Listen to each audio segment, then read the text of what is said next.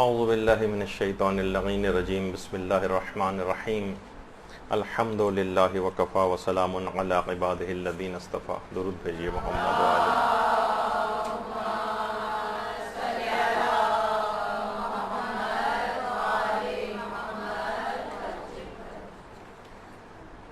کیونکہ آج سے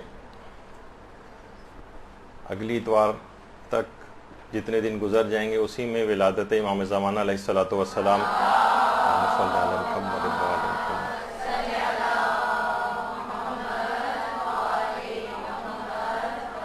گزر چکی ہوگی. اس بنا پر اس پروگرام کو پہلے ہی سے کرنے کا ارادہ ہوا.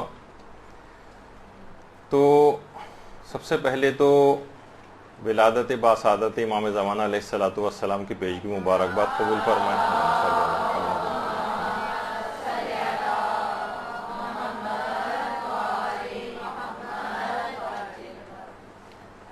اور دیکھیے جو 15 شعبان امام زمانہ علیہ السلام کی ولادت، اس میں ہم جشن اور خوشی کیوں مناتے ہیں؟ دیکھیے رمضان مکمل ہوتا ہے تو عید الفطر کا جشن اور خوشی منائی جاتی ہے. حج مکمل ہوتا ہے تو عید قربان کی خوشی منائی جاتی ہے. جب دین مکمل ہوتا ہے تو عید غدیر کی خوشی منائی جاتی ہے. اب جس شخصیت کے آنے پر غدیر مکمل ہوگی اس دن کو 15 شعبان کا جشن منایا جاتا ہے.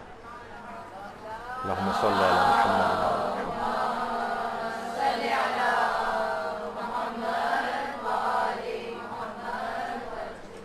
اب دیکھیے خوشی اگر اس وجہ سے منا رہے ہیں کہ امام زمانہ علیہ السلام جب تشریف لے آئیں گے تو ہماری ساری حاجات کو پورا کر دیں گے، وہ جب تشریف لے آئیں گے تو ہماری ساری دعائیں مقبول ہو جائیں گی، سارے دنیاوی کام ہو جائیں گے، یہ بھی ٹھیک ہے. لیکن در محضر آیت اللہ بہجت، اس میں آقا بہجت کے جو فرمودات ہیں اس متعلق، وہ فرماتے کہ امام زمانہ علیہ السلام کو ایسے افراد پسند ہیں جو خدا کی راہ میں ان کے ظہور کے منتظر ہوں، نہ کہ اپنی حاجات کو قبول کروانے کے لیے. اللہ کی راہ میں کہ وہ آئیں گے تو ایک الہی حکومت کا قیام کریں گے اور دین الہی کا نفاذ کریں گے، اسلام کا اس دنیا کے اندر بول بالا ہوگا. اس نیت کے ساتھ اگر کوئی امام زمانہ کا انتظار کر رہا ہے، امام زمانہ کو ایسے افراد پسند ہیں کہ جو کہ خدا کی راہ میں ان کے ظہور کے منتظر ہوں، نہ کہ حاجات کو قبول کروانے کے لیے. اچھا، لوگوں کی نیتیں عام طور پر ہم دیکھتے ہیں کہ واقعی سب اپنی حاجات کے لیے امام زمانہ کو چاہتے ہیں. ہر شخص اپنے اپنے مسائل کے گرداب میں پھنسا ہوا ہے. جن کی شادیاں نہیں ہوئیں وہ شادیوں کے انتظار میں ہیں، جو شادی شدہ ہیں وہ طلاقیں لینے کی فکر میں ہیں، جو بچے ہیں وہ بڑے ہونے کی آرزو میں ہیں، اور جو بڑے ہو گئے ہیں اور بوڑھے ہو گئے ہیں وہ بچپن میں لوٹنے کی فکر میں ہیں. جو بے روزگار ہیں وہ روزگار کے سلسلے میں فکر مند ہیں. غریب جو ہیں وہ امیر بننے کے آرزو مند ہیں. امیر جو ہیں وہ فرصت اور آرام ملنے کی تمنا میں ہیں. عام شخص جو ہیں وہ مشہور ہونا چاہتے ہیں. مشہور لوگ لوگوں سے چھپتے پھر رہے ہیں. بہویں ساسوں کے ساتھ لڑ رہی ہیں، ساسیں بہوؤں کے ساتھ مصروف ہیں. ہر شخص اپنے مسائل کے گرداب میں پھنسا ہوا ہے. کسی کے پاس اتنی فرصت نہیں ہے کہ اپنے زمانے کے امام کو یاد کرے، اپنے زمانے کے حجت خدا کے متعلق کچھ سوچے، اس کے کچھ الہی مشن کا خیال کرے، اس کا ساتھی بننے کی فکر کرے. وہ ہر وقت امام زمانہ علیہ السلام ہماری فکر میں غرق ہیں اور کبھی ہم سے غافل نہیں ہوتے. ہم مستقل غافل ہیں. لیکن یہ بھی سب افراد کی حالت ایسی نہیں. کتنے ہی افراد ایسے ہیں جو ہمارے لیے مشعل راہ ہونے چاہیے. ایسے افراد اب بھی موجود ہیں جو روزانہ امام زمانہ علیہ السلام کو سلام کرتے ہیں اور ان سے جواب سلام پاتے ہیں. آج بھی اللہم صلی علی محمد وعلی محمد روزانہ کی عادت بنائیے کہ امام زمانہ علیہ السلام کو روزانہ سلام کرنا ہے، کیونکہ جواب سلام ضرور آتا ہے، خواہ آپ کو سنائی دے یا سنائی نہ دے. باقاعدہ جو کتاب زمزم عرفان کے نام سے آقا رے شاہری نے لکھی اور آیت اللہ بہجت کے تمام حالات اس کے اندر جمع کیے ہیں، اس میں آیت اللہ بہجت فرماتے ہیں کہ ایک تاجر تھے جو مشہد میں قیام پذیر تھے، اور وہ جو تھے آیت اللہ حسین قمی کے بڑے قریب تھے. اچھا، جس جگہ وہ رہائش پذیر تھے مشہد میں، وہاں ان کے کمرے کی کھڑکی سے روضہ امام رضا علیہ الصلوۃ والسلام نظر آتا تھا. اللہم صلی علی محمد.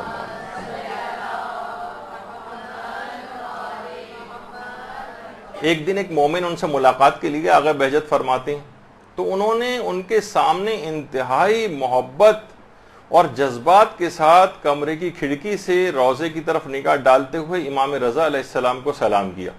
السلام علیکہ یا علی ابن موسیٰ الرضا. وہ مومن حیران رہ گیا کہ اسی وقت ایک جواب سلام سنا گیا. حیرت سے وہ مومن مخاطب ہوا کہ ارے آپ نے سنا، میں نے ابھی ابھی سلام کا جواب سنا ہے. اس تاجر نے کہا میں ہمیشہ سلام کا جواب سنتا ہوں، یہ بزرگ شخصیات ہمیشہ سلام کا جواب دیتی ہیں، البتہ کچھ افراد ایسے ہوتے ہیں کہ جن میں اس کو سننے کی استعداد اور صلاحیت ہوتی ہے اور وہ سن لیتے ہیں، اور بعض افراد سن نہیں پاتے.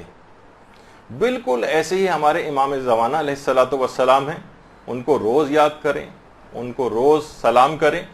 انشاءاللہ جب ان کی طرف سے جواب سلام آئے گا، یعنی جواباً سلامتی آپ کے لیے آئے گی، تو زندگی کے سارے مسائل حل ہوتے چلے جائیں گے. اللہم صلی علی محمد وعلی محمد.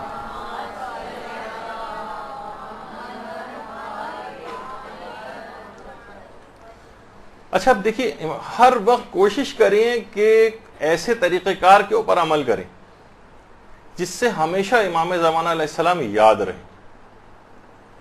اچھا، اب یاد رکھنے کے بہت سے طریقے لوگوں نے خود سے بنائے ہوئے ہیں، آپ بھی کوئی بھی طریقہ ایجاد کر سکتی ہیں کہ بس کوئی بھی ایسا طریقہ جس سے آپ کو ہمیشہ ان کی یاد باقی رہے. ایک صاحب کہتے ہیں کہ ایک دفعہ میں کسی شخص کے گھر گیا ان کی شادی کے بعد، تو دیکھا کہ ایک کمرے میں ایک بہت بڑا سا فریم انہوں نے لگایا ہوا ہے جو کہ بالکل خالی ہے اور اس میں کوئی تصویر نہیں. کوئی آج تک ایسا گھر نہیں ہوتا کہ جس کے اندر مثلا خالی فریم لگا ہوا ہو. پوچھا یہ کیا خالی تصویر، یعنی خالی فریم، اس میں کوئی تصویر نہیں؟ کہا ہاں، میں اس میں امام زمانہ علیہ السلام کی تصویر لگانا چاہتا ہوں. اللہم صلی علی محمد. ان سے کہا کہ بھئی جب وہ آئیں گے تب ان کی تصویر لگاؤ گے نا، ابھی تو ان کا ظہور نہیں ہوا، پھر تمہارا یہ عمل کیوں ہے؟ اس نے کہا یہ میں نے اس وجہ سے کیا ہے تاکہ ہمیشہ مجھے یاد رہے کہ میری زندگی میں کسی اہم چیز کی کمی ہے. جب بھی میں اس خالی فریم کو دیکھوں مجھے یاد آ جائے کہ میں کسی کا منتظر ہوں. اچھا، کچھ افراد ایسے ہیں کہ جو اس یاد کو باقی رکھنے کے لیے اپنی انگوٹھیوں میں اللہم عجل لولیک الفرج کندہ کرواتے ہیں. کوئی بھی ایسا طریقہ، کوئی بھی ایسی چیز کہ ہر شخص جب بھی اس کو دیکھے فوراً اس کو اپنے زمانے کے امام کی یاد آ جائے. جب آیت اللہ بہجت فرماتے تھے کہ اپنی ذرا ذرا سی حرکت جب بھی تم کرو اس وقت کہو یا صاحب الزمان، یا صاحب الزمان. اٹھتے بیٹھتے ہر وقت، ہر آن، ہر گھڑی، ہر وقت امام زمانہ کی یاد آپ کی زبانوں کے اوپر رہے. صبح جب اٹھو، آقا بہجت فرماتے تھے صبح اٹھنے کے بعد ادب سے کھڑے ہو کر دن کا آغاز امام زمانہ علیہ السلام پر سلام کے ذریعے کیا کرو، پھر ان سے مدد مانگا کرو.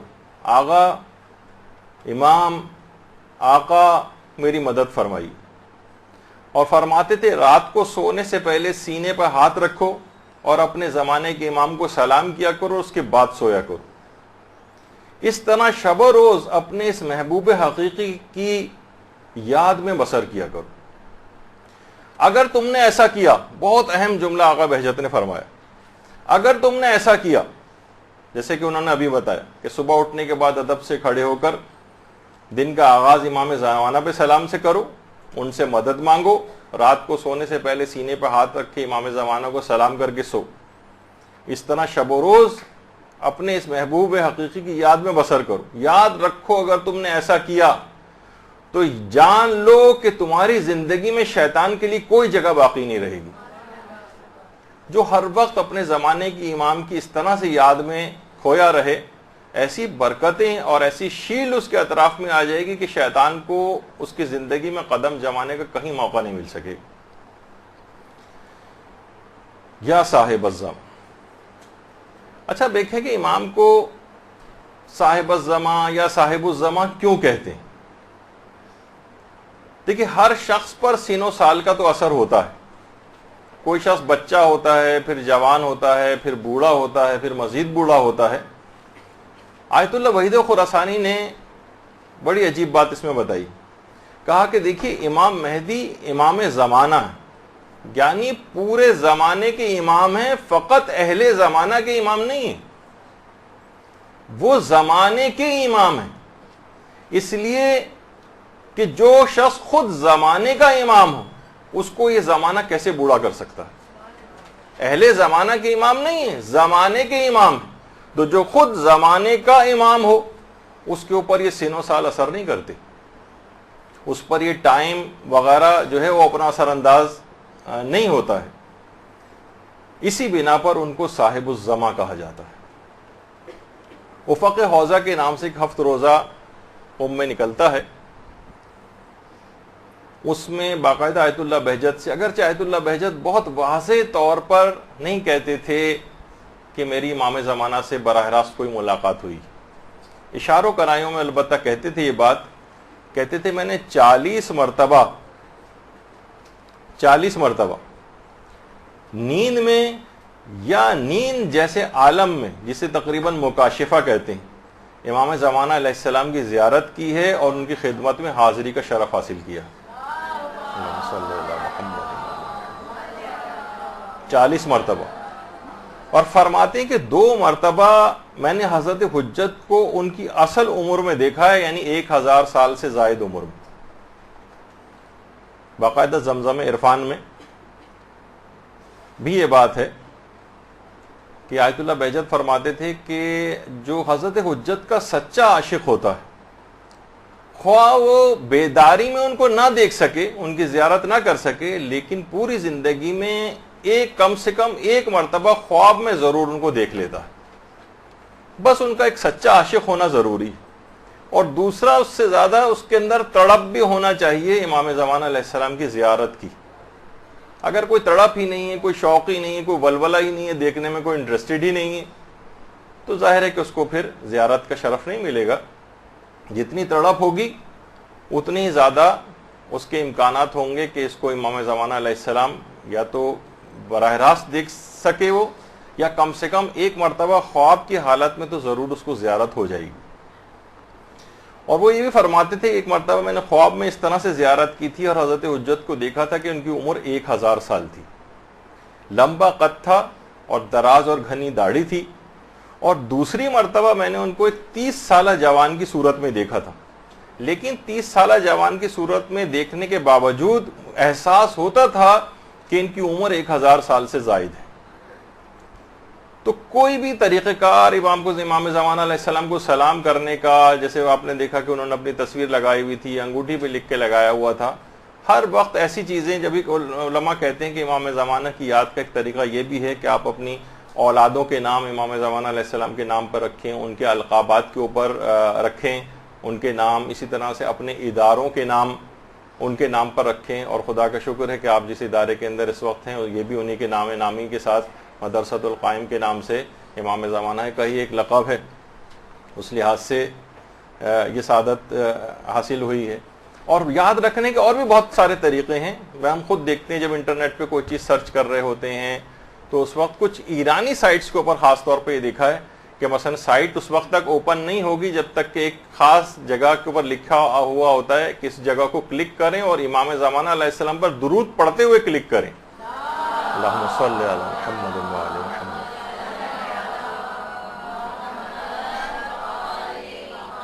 اس کے بعد وہ سائٹ اوپن ہوتی, اس کے بعد وہ سائٹ کھلتی. اور کون ایسا ہوگا جو اس چیز کو پڑھے گا اور مومن ہوگا اور وہ درود اس وقت نہ پڑھے؟ تو اس کو کلک کرتے ہوئے درود پڑھتا ہے اور اس کے بعد وہ سائٹ کھل جاتی, پھر جہاں اسے چاہے وہ چلا جائے. تو اس طرح سے یاد دہانی کے لیے, ان کو یاد رکھنے کے لیے لوگوں نے مختلف طریقے بنائے ہوئے ہیں. اور کتنی افسوسناک بات ہے کہ ہم ان کو بھلا دیں, ان سے غافل ہو جائیں جن کے متعلق خود شیخ مفید کو جو خط لکھا تھا امام زمانہ علیہ السلام نے, تو اس میں یہ بات کہی تھی کہ ہم تمہاری مراعات کی نسبت بے توجہ نہیں, ہم تم سے غافل نہیں. یعنی دوسرے الفاظ میں کہا جائے کہ یہ بے توجہی جو ہے یہ ہماری طرف سے نہیں, یہ بے توجہی تمہاری طرف سے, ورنہ ہم کبھی تمہاری یاد سے غافل نہیں ہوتے. اور اگر ایسا ہوتا کہ ہم تمہاری یاد سے غافل ہو جاتے تو تم پر بلائیں اپنا ہجوم کر لیتی, تم پر بلائیں نازل ہو جاتی. یہ ہماری اس توجہ کی وجہ سے کہ تم پر سے اس طرح سے بلائیں نازل نہیں ہوتی ہیں کہ جس طریقے سے, جیسے کہ اب میں نظر بھی آتا ہے کہ پوری دنیا جس قدر مخالفت پہ کمر بستہ ہے, جس قدر دشمنی پہ صاحبان ایمان کی کمر بستہ ہے, کب کا کچل کے رکھ دیے جاتے. امام زمانہ علیہ السلام کی خاص عنایت اور نظر کرم اور ایک حفاظت ہے جس کی بنا پر یہ کام اس طرح سے چل رہا ہے. تو اور اب دشمنوں کی زبان پر بھی آ رہا ہے. کتنے ایسے اسلامی ممالک کے ولی عہد ہیں جو باقاعدہ اس بات کا تذکرہ کر رہے ہیں, اور ایسے افراد سے بات کرنے کو بھی تیار نہیں ہیں کہ جو امام زمانہ علیہ السلام کا نام لیتے ہیں اور یا ان کی مشن کے لیے کام کرنے کے اوپر یعنی ان کے مشن کے لیے کام کرتے ہیں. تو بہرحال ہمیں بھی چاہیے کہ ہم مسلسل امام زمانہ کی طرف متوجہ رہیں. اچھا, جو جب کبھی ایسا موقع پیش آ جائے, ایک تو صرف ایک جسمانی حفاظت آپ نے سنی, علمی طور پر بھی رہنمائی کے لیے, ظاہر ہے کہ طالبات ہیں اور ہر شخص کو ایک دینی طالب علم کے طور پر تو ہونا ہی چاہیے. کبھی ایسی مشکلات میں علم کے لحاظ سے کوئی رہنمائی درکار ہو تو علماء کی بھی سیرت میں رہی ہے یہ بات کہ وہ بھی رہنمائی ان سے حاصل کرتے ہیں. تو باقاعدہ مجلہ نور علم کے نام سے جو اس کا چوتھا شمارہ ہے, اس میں آقا ناصر باقری, یہ بھی ایک اسکالر ہیں, انہوں نے حوزہ علمیہ کے استاد ایک آیت اللہ شیخ محسن حرم پناہی, ان کے متعلق یہ بات لکھی ہے کہ ابتدا ہی سے علم دین کا بہت شوق تھا. جب عالم دین نہیں ہوئے تھے اور ابھی تعلیم حاصل کرنے جانا چاہتے تھے, اتنا شوق تھا, اپنے والد سے بار بار کہتے تھے کہ بابا جان مجھے علم دین حاصل کرنے کے لیے مدرسے جانے کی اجازت دے دیں. والد ان کے بہت مخالف تھے, کہتے تھے دیکھو اگر ایسا تم کرو گے دینی طالب علموں کا کوئی پرسان حال نہیں ہوتا ہے, کوئی ان کے اخراجات نہیں اٹھاتا ہے, قسمہ پرسی کی زندگی ساری زندگی گزارنی پڑے گی, اتنا بے حال رہنا پڑے گا, کوئی تمہاری مدد کو نہیں آئے گا, اور مجھ سے بھی تم ایک پیسے کی توقع نہ رکھنا. اگر تم اس طور پر میری نافرمانی کرتے ہوئے اگر جاؤ گے تو میری طرف سے ایک پیسہ نہیں ملے گا. کہا کہ بابا مجھے منظور ہے آپ مجھے ایک پیسہ نہ دیں لیکن مجھے جانے کی اجازت دے دیں. بالآخر ان کے والد نے اجازت دے دی. یہ اصفہان آئے, آیت اللہ شیخ محسن حرم پناہی, اور مدرسے میں اس زمانے میں داخلہ لے لیا. اتنی سردی ہوتی تھی, نہ کمرے میں کوئی ہیٹر تھا, حتیٰ کہ کوئی بستر اور وہ تک نہیں تھا کہ کوئی چادر سی زمین کے اوپر بچھائی جا سکے. اسی ٹھنڈے فرش کے اوپر لیٹ کر ہی اپنی راتیں بسر کرتے تھے اور تعلیم دین حاصل کرتے تھے. انتہائی سختی میں اس زمانے میں گزارا کیا جاتا تھا مدارس کے اندر. اور آج تو ہم 10 اے سی بھی لگے ہوتے ہیں اور اس کے بعد بھی کوئی پڑھنے کو تیار نہیں ہوتا ہے. تو والد, ایک دن کیا ہوا, والد نے ایسی سرپرائز وزٹ کیا ان کے مدرسے کہ دیکھو ذرا میرے بیٹے کی کیا حالت ہے, پیسہ تو میں بھیجتا نہیں ہوں اس کو, کوئی کیسے گزارا کر رہا ہے. تو دیکھا کہ واقعتاً زمین کے اوپر بیٹھے ہوئے ہیں, نہ کوئی چادر ہے نہ کچھ ہے, اسی کے اوپر ٹھنڈی زمین کے اوپر بیٹھ کے پڑھتے ہیں. کہا بیٹا میں کہتا نہیں تھا تم کو کہ دیکھو علم دین حاصل کرنا, دینی طالب علم نہ بننا کبھی بھی, ورنہ یہ بھوک افلاس اور محرومیت کی تمہارے دامن گیر رہے گی اور کوئی پرسان حال نہیں ہوگا, کوئی تمہاری مدد نہ کرے گا. والد ڈانٹ ڈپٹ کے چلے گئے، یہ سخت متاثر ہوئے اور بے ساختہ رو کر اپنے زمانے کے امام کو پکارا، کہا کہ مولا امام زمانہ علیہ السلام میری مدد فرمائیے تاکہ یہ نہ کہا جا سکے کہ تمہارا کوئی مولا نہیں، ان دینی طالب علموں کا کوئی مولا نہیں۔ کہہ رہے ہیں ابھی چند، خود آیت اللہ شیخ محسن حرم پناہی کہتے ہیں چند منٹ نہیں گزرے تھے کہ دروازے کے اوپر دستک ہوئی، یہ دروازے پر گئے تو دیکھا کہ نورانی شخصیت دروازے پر کھڑی ہوئی ہے،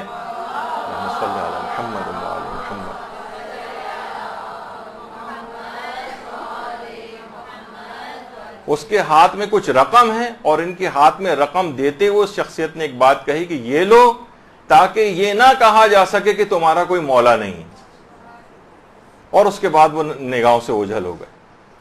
تو ہر لحاظ سے مدد، طالب علموں کے لحاظ سے مدد، علمی لحاظ سے بھی مدد کی آپ بہت ساری مثالیں سنیں گے، بس انسان کو تڑپ ہونی چاہیے، ان کی یاد ہونی چاہیے، کس طرح سے تڑپ کر اپنے زمانے کے امام کو پکارا، اور اس کے بعد آیت اللہ شیخ محسن حرم پناہی نے اس کا نتیجہ دیکھا کہ امام کیسے۔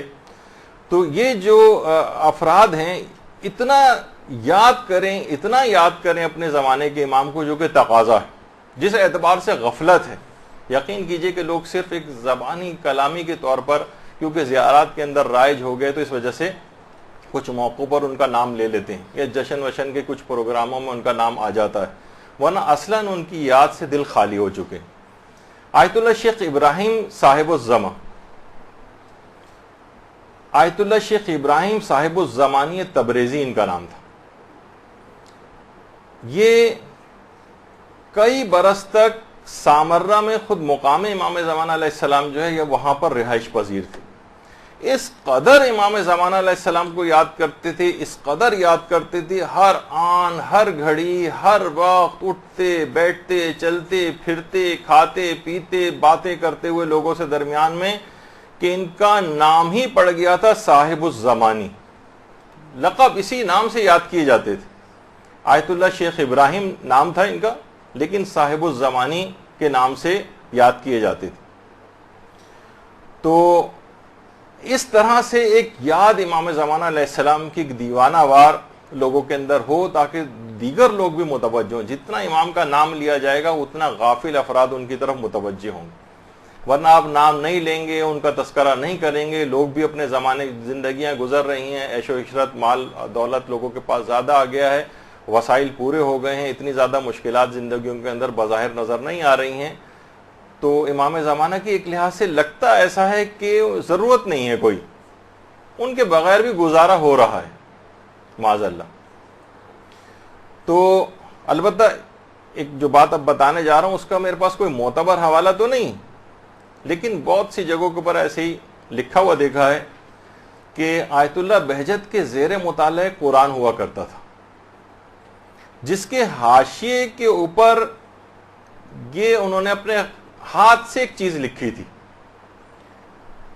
کہ ایک عمل ہے کہ جو کہ فجر کاذب اور فجر صادق، یعنی سمجھیں کہ وہ 5-7 منٹ کا نماز فجر سے پہلے کا جو وقت ہے، جو اس وقت کے دوران، یعنی سمجھیں نماز فجر سے 5-7 منٹ پہلے ایک خاص طریقہ کار سے اس عمل کو کرے جو بھی بتانے والا ہوں، تو اس کی ہر خواہش پوری ہوگی، خواہ اس میں سے ایک خواہش اور ایک حاجت امام زمانہ علیہ السلام سے ملاقاتی کی کیوں نہ ہو۔ اللہم صلی علی محمد و آل محمد۔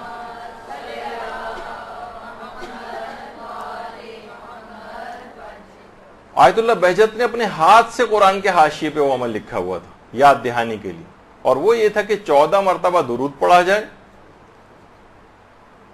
اس کے بعد 40 مرتبہ یا صاحب الزماں ادرکنی یہ کہا جائے، اور پھر 14 مرتبہ درود پڑھا جائے، یعنی 14 مرتبہ اول و آخر درود اور 40 مرتبہ درمیان میں یا صاحب الزماں ادرکنی۔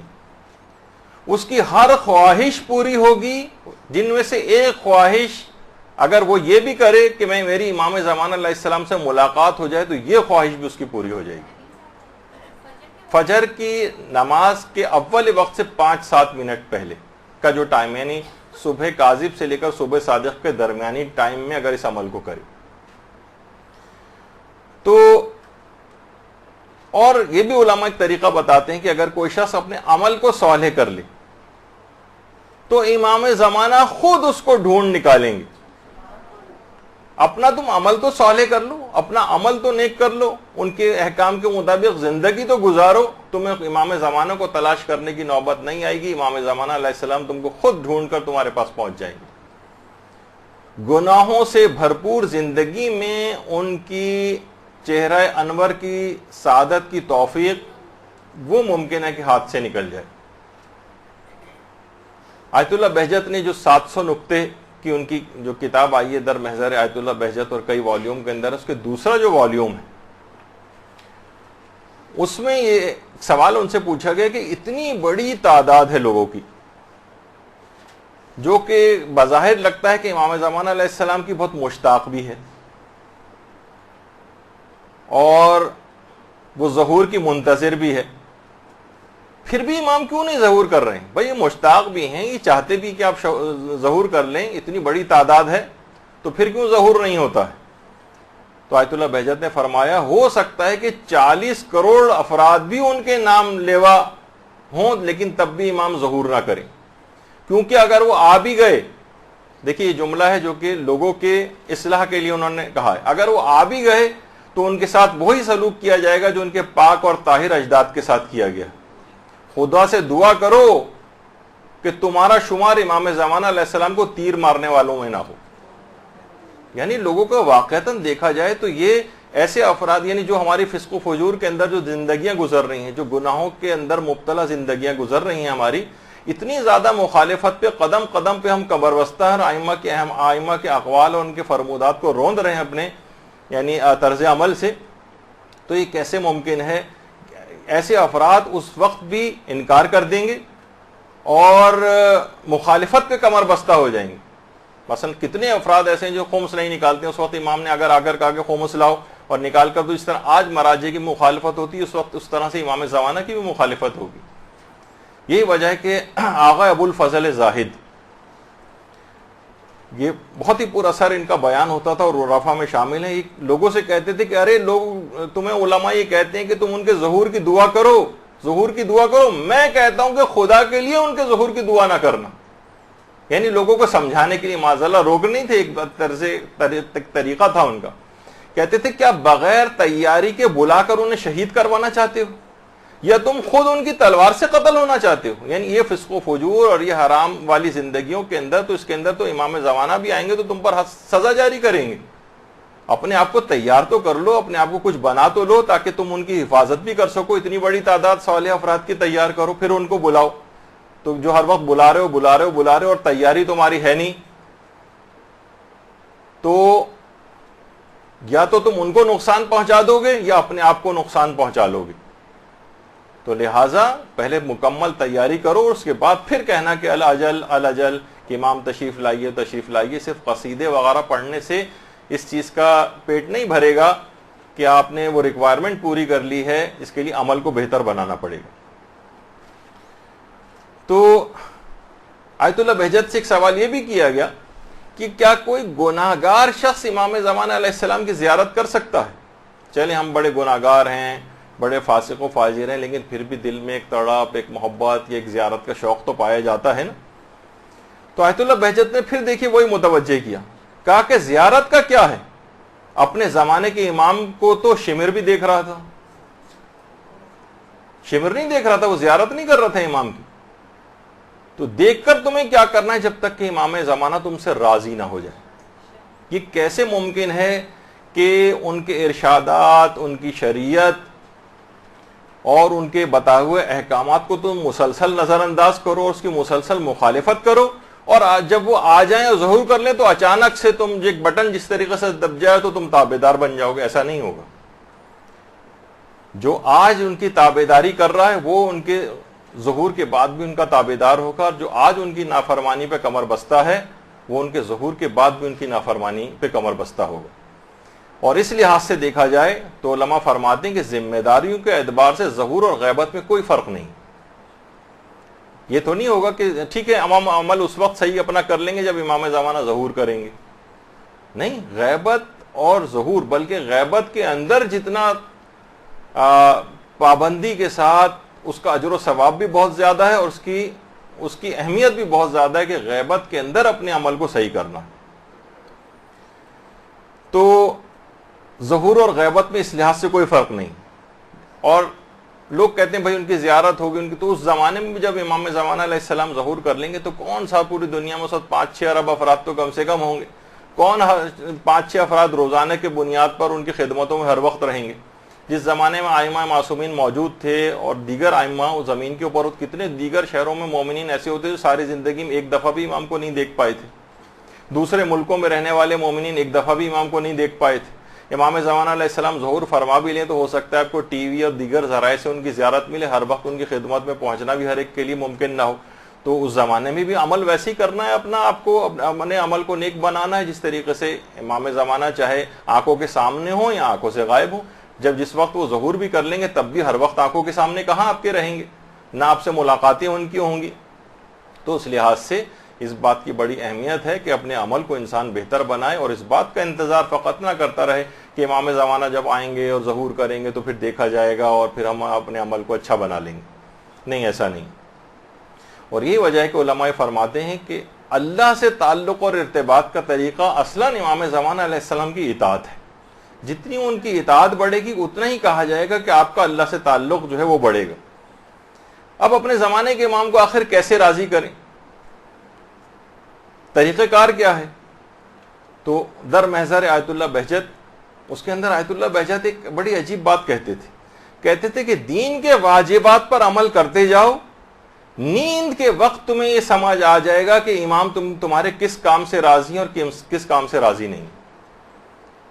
ایک دفعہ تم مکمل طور پر اپنی زندگی کو واجبات کے سانچے میں ڈھال لو، یعنی سارے واجبات اپنے پورے کرتے چلے جاؤ، تمہیں خود ہی نیند کے وقت پتہ چل جائے گا. اس کی وضاحت نہیں کی انہوں نے، لیکن ہو سکتا ہے اس سے مراد یہ ہو کہ انسان ایک اسلام بھی تقاضا کرتا ہے کہ سونے سے پہلے روز اپنا محاسبہ کرے، میں نے کیا آج بہتر کام کیے، کون سے میں نے برے کام کیے، تاکہ اگلے دن اس میں بہتری لائی جا سکے، اپنے گناہوں کی توبہ کی جا سکے، غلطیوں کو دہرایا نہ جا سکے. ممکن ہے کہ محاسبے کی طرف اشارہ ہو، لیکن بہرحال کہا کہ واجبات پر عمل کرتے جاؤ اور ایک وقت ایسا آئے گا کہ نیند کے وقت تمہیں خود پتہ چل جائے گا کہ امام زمانہ علیہ السلام تمہارے کس کام سے راضی ہیں اور کس کام سے راضی نہیں. آیت اللہ سید محمد صادق روحانی موجودہ حیات مراجع میں سے ایک ہیں قم میں. ان سے بھی ایک سوال پوچھا گیا کہ آپ یہ بتائیے کہ امام زمانہ علیہ السلام کو راضی کرنے کا طریقہ کار کیا ہے، کیسے ہم راضی کریں؟ تو انہوں نے اپنے استفتاء کے اندر یہ بات لکھی ہے، اور یہ میں نے سارے مراجع کے نکال کے دیکھے تو یقین کیجئے کہ غیبت میں ذمہ داریوں کے اعتبار سے جہاں بھی بات کی ہے سارے مراجع نے تقریباً الفاظ آگے پیچھے ہیں لیکن بات ایک ہی کہ اپنے تمام واجبات پر عمل کرتے چلے جاؤ، تمام حرام کاموں سے اپنے آپ کو بچاؤ، غریبوں اور ضرورت مندوں کی مدد کرو جس کے اندر مالی، علمی، روحانی وغیرہ جس طرح کی بھی کمک ان کو درکار ہو، اور اپنے اعمال مستحبہ جو ہیں مستحب اعمال ان کی انجام دہی کرو. ان چاروں کاموں کو کرنا شروع کرو، امام زمانہ علیہ السلام تم سے راضی اور خوشنود ہو جائیں گے. اللہم صلی علی محمد وعلی محمد.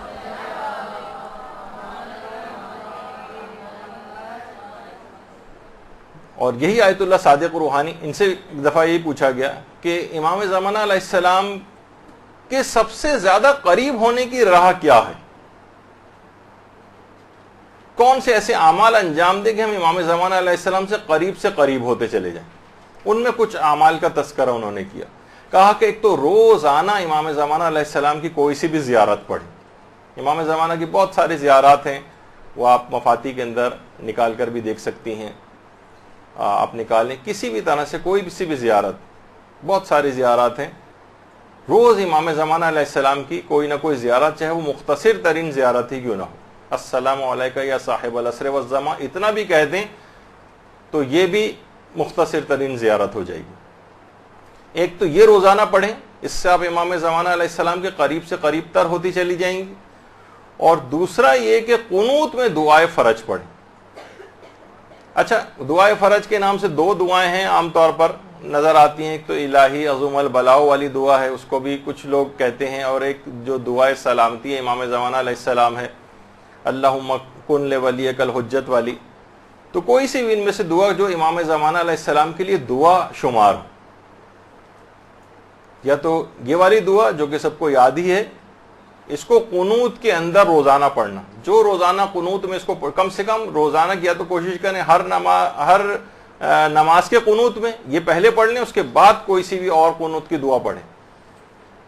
یہ بہت زیادہ اس کی آج کل کے زمانے میں کافی تاکید ہے. ورنہ مختصر ترین جو اللہم کن لولیک اللہم عجل لولیک الفرج، یہ والی جو مختصر ترین ہے یہ بھی پڑھ سکتے ہیں. تو بہرحال کسی بھی طریقے سے نمازوں کے قنوت میں. اور آیت اللہ علی آقا قاضی تو ایک جملہ اور فرماتے تھے کہ امام زمانہ علیہ السلام سے اگر کوئی ارتباط اپنا برقرار کرنا چاہتا ہے تو وہ نماز شب میں جو نماز وتر ہوتی ہے اس کے قنوت میں دعائے فرج پڑھے، بلکہ ہر روزانہ پڑھے، بلکہ اپنی ہر دعا میں دعائے فرج کو شامل کر لیں. یعنی آپ کو عمومی دعائیں بھی اپنی کرنی ہو، مثلا کوئی سی بھی گھریلو ٹائپ کی کوئی دعا، اور شادی کی دعا، اور اولاد کی دعا، اور بیماری سے دور ہونے کی دعا، کوئی سی بھی دعا کریں اس سے پہلے دعائے فرج ڈال دیں. اس میں اس دعائے فرج کی برکت سے امام زمانہ علیہ السلام کے لیے دعا کر رہے ہیں، وہ تو پروردگار کو قبول کرنی، اس میں تو تمام موانعات مفقود ہو جاتے ہیں. علماء کہتے ہیں جس وقت امام زمانہ کے لیے آپ دعا کرتی ہیں نا تو تمام رکاوٹیں جو دعا کی قبولیت میں بنتی ہیں، مانع ہوتی ہیں، وہ ساری کی ساری رکاوٹیں دور ہو جاتی ہیں امام کے لیے دعا کرنے کے نتیجے. اور خدا کی ذات اس بات سے بہت زیادہ کہیں زیادہ کریم ہے کہ وہ امام زمانہ کے لیے کی گئی دعا کو تو قبول کر لے، اور جو اس کے ساتھ لگی ہوئی دعا ہے اس کو رد کر دے. بہت مشکل ہے، پروردگار کی صفت کریمیت جو ہے اس سے بہت بعید ہے یہ بات. تو یہ والی دعا ہر دعا کے ساتھ اس کو لگا لیں. تو فرماتے ہیں کہ اس طرح سے آپ امام زمانہ علیہ السلام کے بہت قریب ہوتے چلے جائیں گے. اور آیت اللہ صادق روحانی ایک بات اور فرماتے ہیں، وہ یہ فرماتے ہیں کہ اپنے اعمال اور اپنی عبادات کو مستقل طور پر حضرت حجت کو ہدیہ کرنے کی عادت ڈال لیں. یہ حضرت حجت سے قریب ہونے کا بہت بہترین ذریعہ. اور اگر آپ نے فرماتے ہیں کہ اگر آپ نے اس کی عادت ڈال لی تو کچھ ہی عرصے میں آپ کو خود احساس ہو جائے گا کہ آپ امام زمانہ علیہ السلام کے بہت قریب آ گئے. اپنے اعمال کو، جو بھی آپ اعمال انجام دیتی ہیں نیک اعمال، مثلا آپ نے نماز پڑھی، امام زمانہ کو ہدیہ کر دیا اس کا ثواب. آپ نے روزہ رکھا، چاہے واجب روزہ رکھا چاہے مستحب روزہ رکھا، امام زمانہ علیہ السلام کو ہدیہ کر دیا. اور نیت یہ رکھیں کہ مثلا یہ جو میں ہدیہ کر رہے ہوں گے امام زمانہ علیہ السلام، یا اس میں 4 معصومین کو بھی آپ ایڈ کر لیں، شہدائے کربلا کو بھی ایڈ کر لیں، اور کہیں کہ نیت دل میں یہ ہو کہ میں ان کو ثواب ہدیہ کر رہی ہوں. اور ان کو ہدیہ کرنے کا بھی جو ثواب ہے، یعنی یہ جو ثواب ہدیہ ان کو کیا، اس میں ان کی بارگاہ سے جو ثواب اور فائدے مجھے ملیں گے وہ میں اس کو تمام کائنات کے شیعوں کے اوپر، اپنے مرحوم رشتہ داروں پر، سب کے اوپر میں اس کو تقسیم کرتی ہوں. اللہم صلی علی محمد.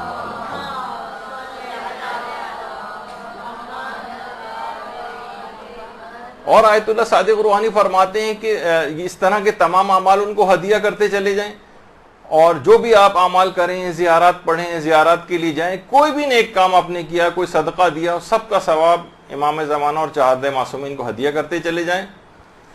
اور خاص طور پر تلاوت قرآن کا ثواب حضرت حجت کو ضرور ہدیہ کریں.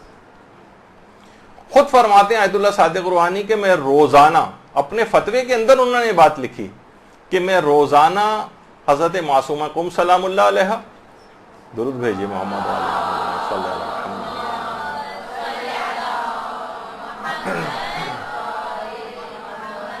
اور امام رضا علیہ الصلوۃ والسلام،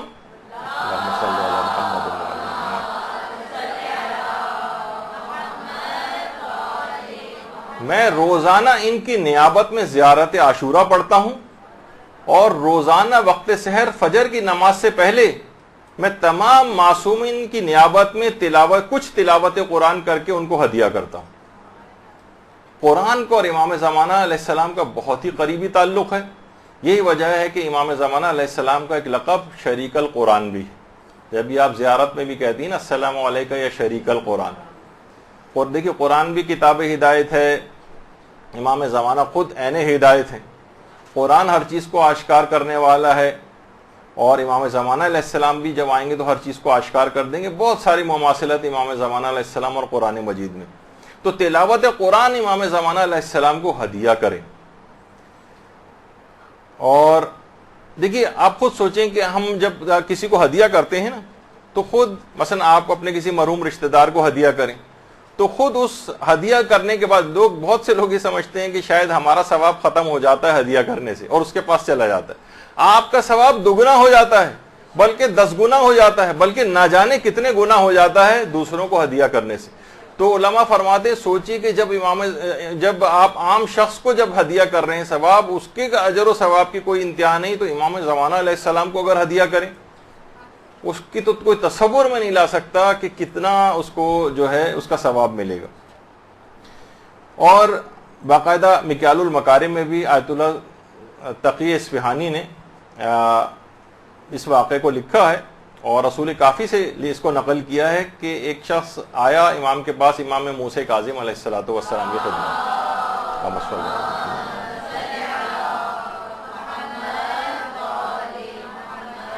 کہا کہ مولا میں ہر ایک پورا قرآن ختم کر کے ایک معصوم کے نام ہدیہ کرتا ہوں, 14 معصومین کے لیے 14 قرآن, تو اس کا کیا ثواب ہے؟ امام نے فرمایا تم قیامت میں ان ہستیوں کے ساتھ رہو گے.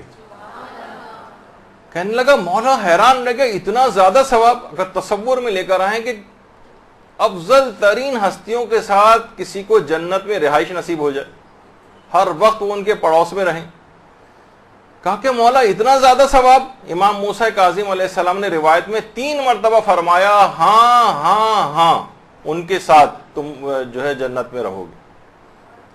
تو جب یہ علماء فرماتے ہیں کہ روزانہ کی بنیاد پر تلاوت قرآن کچھ نہ کچھ جو بھی آپ سے ہو سکے, شعبان میں تو ویسے بھی بہت زیادہ تلاوت قرآن کی تاکید ہے, دستور العمل وغیرہ کے اندر علماء نے بتایا, بہت سے علماء تو ایک پارہ روزانہ کم سے کم صرف شعبان کے مہینے میں ہی ریکمینڈ کرتے ہیں کہ پڑھنا چاہیے, اور رمضان میں تو لوگ ماشاءاللہ سے ویسے قرآن ختم کرتے ہی ہیں. تو اس طرح سے امام زمانہ علیہ السلام کی خدمت. تو یہ بھی آیت اللہ صادق روحانی سے انہوں نے بلکہ اس بات کو ذکر کیا کہ دیکھیے اگرچہ دیدار امام زمانہ علیہ السلام, ان کے چہرے کی زیارت بالا ترین افتخار ہے, اس میں کوئی شبہ نہیں, لیکن فرماتے اس سے آگے کی بھی کچھ منزلوں کی طرف مومنین کو جانا چاہیے. مثلا امام کی رضایت حاصل کرنے کی کوشش کرنا, مثلا امام علیہ السلام کی دعائیں لینے کی کوشش کرنا, ایسے اعمال انجام دے کہ امام آپ کو دعا دیں. امام زمانہ علیہ السلام کے الطاف اور عنایات کو حاصل کرنے کی کوشش کرنا, اس کی فکر کرنی چاہیے.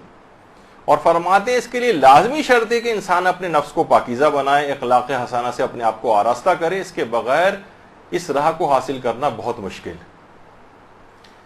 تو اچھا, پھر ایک سوال آیت اللہ صادق روحانی سے پھر پوچھا گیا کہ آخر یہ کیا اب تک 313 کا عدد پورا نہیں ہوا؟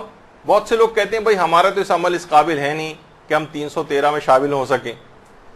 تو اتنے 1000 سال سے زائد گزر گئے ہیں, اتنے علماء مجتہدین مراجع آئے ہیں, فوراً لوگ اس چیز کو ان کے خلاف بھی پیش کرتے ہیں کہ اب تک یہ 313 کا عدد پورا نہیں ہوا.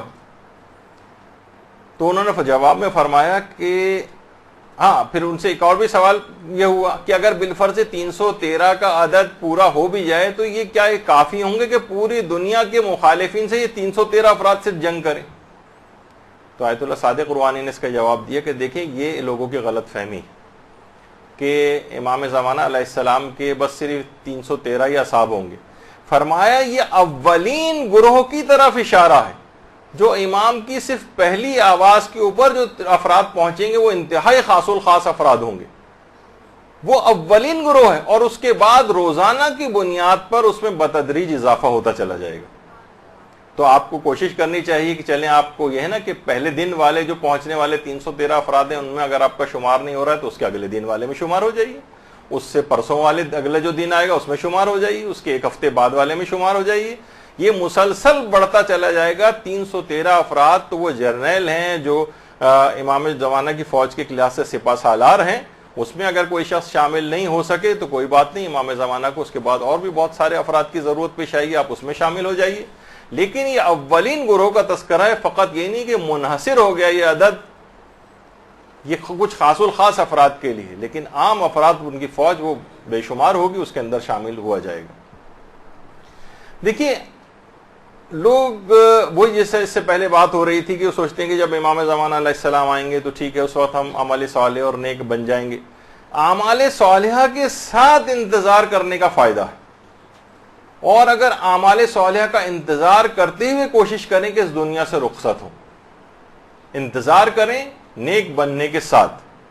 تفسیر برہان کے اندر باقاعدہ، جو کہ بحار الانوار کی 36ویں جلد میں بھی یہ روایت موجود ہے، تفسیر برہان میں بھی، کہ ہمارے چھٹے امام، امام جعفر صادق علیہ الصلوۃ والسلام،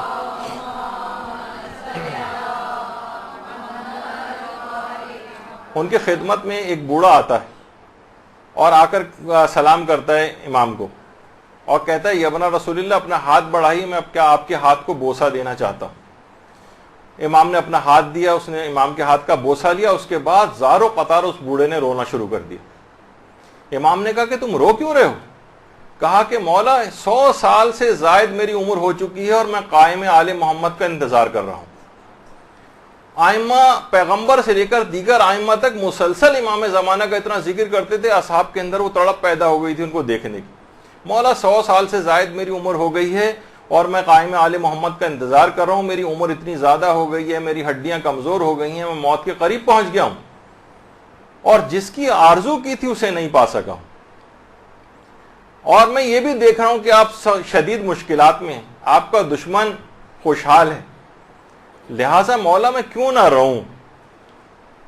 امام نے اس کی بات سنی تو خود امام کی آنکھوں میں بھی آنسو آ گئے اور کہا کہ اے مرد بزرگ، اگر تو اس حال میں زندہ رہا اور ہمارے قائم کو دیکھ لیا تو تیرا مرتبہ بہت اعلیٰ ہوگا، اور اگر تجھے موت آ گئی تو روز قیامت تو رسول خدا کے ساتھ محشور ہوگا. اللہم صلی علی محمد.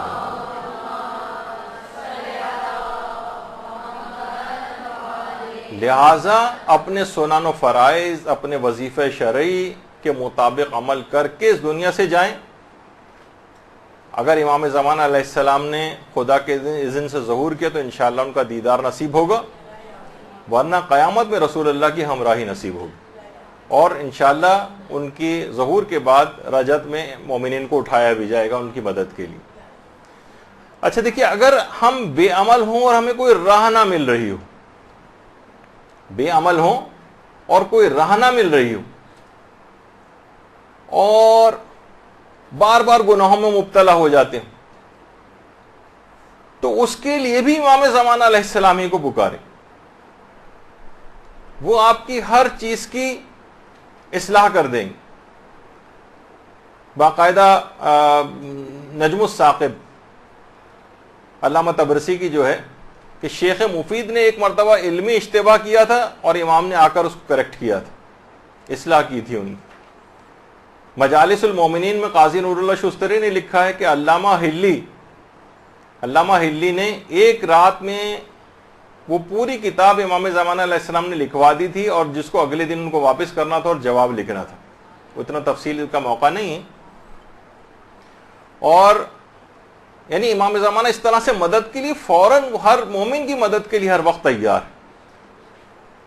آیت الحق کے نام سے جو کتاب لکھی گئی ہے، جس میں آیت اللہ علی آقا قاضی کی کچھ حالات زندگی تحریر، اس میں آقا سید ہاشم رضوی ہندی کشمیر سے ان کا تعلق تھا، ایک لحاظ سے انڈیا سے تعلق تھا. ان سے ایک واقعہ اس کے اندر نقل ہوا ہے کہ انڈیا کے ایک اور طالب علم تھے ہاشمی رضوی ہندی، خود وہیں کے تھے، یا ایک اور طالب علم سید علی نقی ہندی کے متعلق فرماتے ہیں کہ وہ نجف میں زیر تعلیم تھے، انتہائی مقدس اور پرہیزگار طالب علم تھے. کہہ رہے ہیں وہی زمانہ تھا، اس زمانے میں آیت اللہ سید کاظم یزدی کا انتقال ہوا تھا. اچھا، آیت اللہ ایکسٹریم سیدھے ہاتھ کے اوپر آپ کو نظر آ رہے ہیں، یہ آیت اللہ ہاشم رضوی ہندی ہیں، اور درمیان میں آیت اللہ میر جہانی ہیں. یہ خود انتہائی آیت اللہ ابو الحسن اصفہانی کے بہت قریبی افراد میں ان کا شمار ہوتا تھا، بلکہ ان کے دوستوں میں شمار ہوتا تھا آیت اللہ میر جہانی کا. اور ان کی خصوصیت یہ تھی کہ جب بھی مجلس پڑھنے کے لیے جاتے تھے، جب تک کہ بحار الانوار کی 110 جلدیں مکمل نہیں پڑھ لیتے تھے تب تک مجلس پڑھنے نہیں جاتے تھے. بہت مقدس علماء، ہمارے کہکشاں ایک علماء کی. تو ہاشم رضوی ہندی یہ خود بڑے عرفا میں ہیں، تو یہ فرماتے ہیں کہ اسی زمانے میں آیت اللہ سید کاظم یزدی کا انتقال ہوا تھا، اور ایک ساتھ ہی بہت سے مراجع انتقال کر گئے تھے، جس میں آیت اللہ مرزا محمد تقی شیرازی بھی تھے۔ یہ دونوں مراجع کا جب انتقال ہو تو اس کے بعد اچانک سے بہت سارے نام آ گئے تقلید کے حوالے سے، اور لوگ تھوڑے سے کنفیوز ہو گئے کہ ان میں سے کس کی تقلید کریں۔ تو وہ جو طالب علم تھے سید علی نقی ہندی، وہ بڑے پریشان ہوئے، دماغی طور پر بہت مضطرب ہوئے کہ آخر میں ان میں سے کس کی تقلید کروں، اور بات واضح نہیں ہو رہی تھی۔ بہت سارے رسالے عملیہ آ گئے تھے، سوچا کہ میں اپنے زمانے کے امام سے توسل کرتا ہوں، اور اس کے بعد انہوں نے مسجد سہلا میں باقاعدہ 40 روز کا ایک عمل کیا۔ مسجد سہلا کا ایک خاص عمل ہے 40 روز کا۔ اس زمانے میں، اب تو خیر بہت پرشکو ہو گئی، اس زمانے میں مسجد سہلا تقریباً ایسی ہوا کرتی تھی۔ کہہ رہے ہیں ابھی 40 روز کا میں نے عمل کیا تھا، 40 روز پورے نہیں ہوئے تھے کہ مقام امام زمانہ جو ہے وہاں پر اس کے گوشے سے ایک تیز روشنی نمودار ہوئی، اور مجھے دل کو ایک اطمینان سا ہو گیا کہ یہ نور امام زمانہ علیہ السلام کا نور ہے۔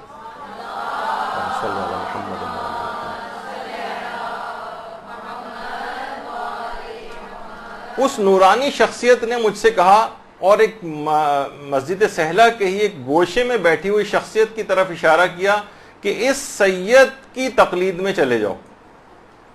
کہہ رہے ہیں میں ان کے پاس، سید علی نقی ہندی کہتے ہیں، میں فوراً بھاگا ہوا ان کے پاس گیا تو دیکھا وہ آیت اللہ سید علی آقا قاضی بیٹھے ہوئے تھے۔ اچھا، کہہ رہے ہیں کہ ان کے دل میں خیال، اچھا طالب علموں کی بہت سی اقسام ہے، اتنی جلدی بہت سی چیزوں کا اعتبار نہیں کرتے۔ کہا کہ یہ ٹھیک ہے، میرے لیے تو یہ سید کا یہ تعارف ہو گیا ہے، لیکن جب تک یہ خود آ کر مجھ سے یہ نہ کہیں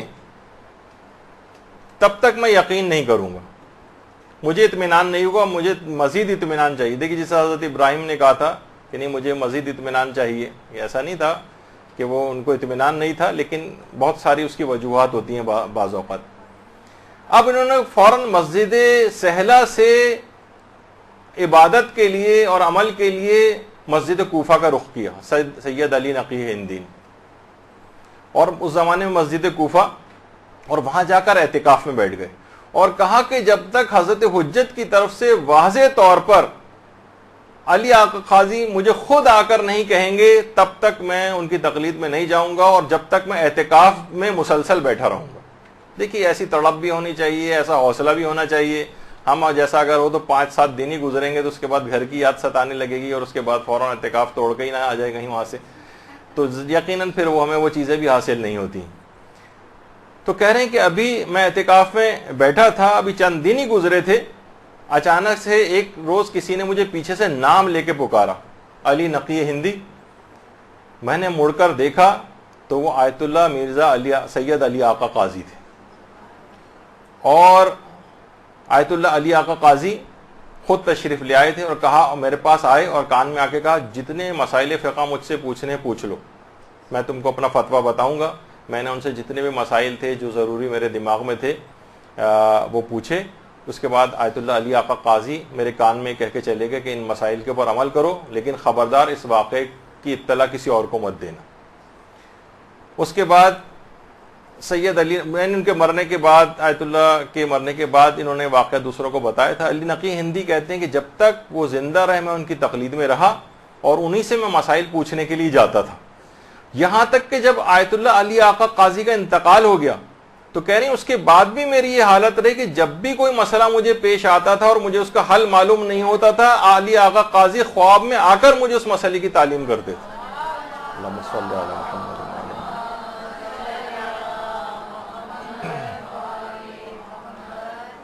تو آقا سید ہاشم رضوی ہندی نے باقاعدہ اس واقعہ نہیں، اوتھینٹک مقدس علماء نے یہ واقعہ سنایا کہ امام اس طریقے سے کوئی واقعتاً تڑپ پائی جاتی ہو تو اس طرح سے امام مدد کے لیے آتے ہیں۔ اچھا، علمی مدد درکار ہو امام علمی مدد کرتے ہیں، معاشی مدد درکار ہو معاشی مدد کرتے ہیں، بس تڑپ ایسی ہونی چاہیے۔ جب بھی زمزم عرفان میں آیت اللہ بہجت نے جملہ نقل کیا ہے کہ نجف میں سید حسن مدرس، بڑے علماء میں ان کا شمار ہوتا تھا، سید حسن مدرس اس قدر تنگ دستی کا شکار رہتے تھے۔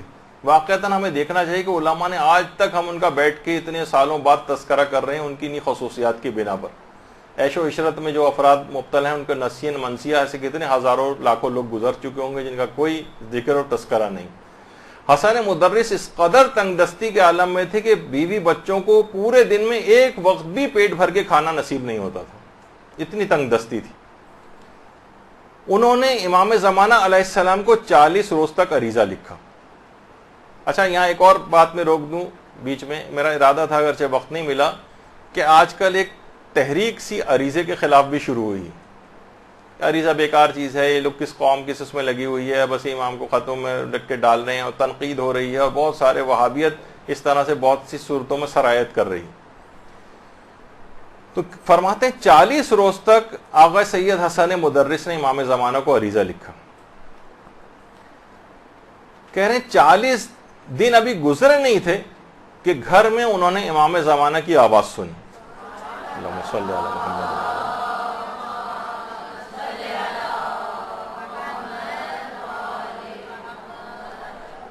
کہ ہم تمہاری یاد سے غافل نہیں ہیں. اور کہہ رہے ہیں کچھ ایسا اس کے بعد ہوا, تفصیلات میں علماء زیادہ جاتے نہیں ہیں, ایسا ہوا کہ ان کی حالت بدل گئی اور ساری مشکلات دور ہو گئی. اور یہی والی بات جب آیت اللہ آغا شیخ مرتضی زاہد, یہ خود بڑے عرفاء میں شمار ہوتے ہیں, انہوں نے بہت سارے لوگوں کو جب یہ واقعہ آغا حسن مدرس کا سنایا,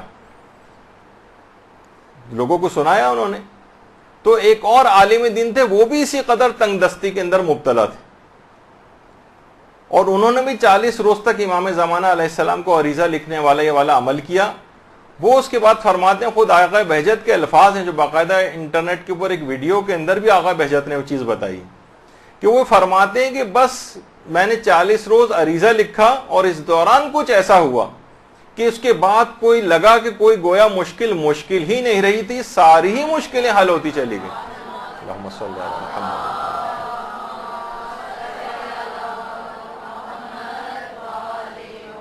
تو ان کی ہدایات کے اوپر عمل کریں, ان کی نصیحتوں کے اوپر عمل کریں, وہ ہم سے کیا چاہتے ہیں. امام نے خود بتایا, میرے پاس آج اتنا وقت بھی نہیں بچا, مسلسل تیز رفتاری کے ساتھ ٹائم نکل رہا ہے, مجھے تقریباً 40-50 چیزیں کم سے کم آج آپ کو بتانی تھی, کہ یہ امام زمانہ علیہ السلام نے خود کہی ہیں کہ ان چیزوں کے اوپر عمل کرو. جتنا بھی ابھی دیکھیں وقت میں مکمل کر سکا تو کروں گا, کیونکہ اس کے فوراً بعد ایک بہت اہم لیکچر ہے جس میں امام زمانہ سے متعلق شبہات کا جواب جو ہے وہ دیے جائیں گے, تو وہ بھی آپ لوگ سنیے گا, وہ بھی بہت اہم ہے, تو مجھے اپنے وقت میں اس کو ختم کرنا ہے. تو بہرحال اپنی پوری زندگی کو اس طرح سے امام زمانہ خود ہم سے چاہتے کیا, یہ خود کچھ علماء کو بتایا, مراجع سے ملاقاتوں کے اندر بتایا, اپنی احادیث مبارکہ کے اندر بتایا, اپنی توقیات کے اندر امام نے بتایا کہ وہ ہم سے کیا چاہتے ہیں. آیت اللہ مرشی نجفی, ان کو براہ راست کچھ امام زمانہ علیہ السلام نے نصیحتیں کی, وہ ظاہر صرف ان کے لیے نہیں تھیں بلکہ ان کے تھرو ہم تک اس پیغام کو پہنچایا تھا. آیت اللہ مرشی نجفی, آیت اللہ مرشی نجفی فرماتے کہ جب میں جوان تھا تو اس زمانے میں میرا ارادہ ہوا تھا کہ میں زیارت کے لیے حرم عسکرین امام علی نقی علیہ الصلوۃ والسلام اللہم صلی علی محمد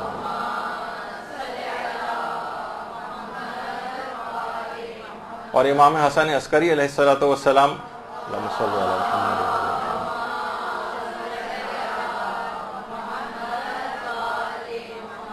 اب بھی جنہوں نے سفر کیا انہیں پتہ ہے کہ بہرحال پہلے تو حالات اور اس سے بھی زیادہ خراب تھے. اب بھی لوگ جب وہ سفر کے لیے وہاں جا رہے ہوتے ہیں, سامرہ والا دیکھتے ہیں کیسا بیابان اور ویران جگہ اس میں آتی ہیں, تو ان کے اس زمانے کے اندر تو حالات اور کیسے خراب ہوں گے.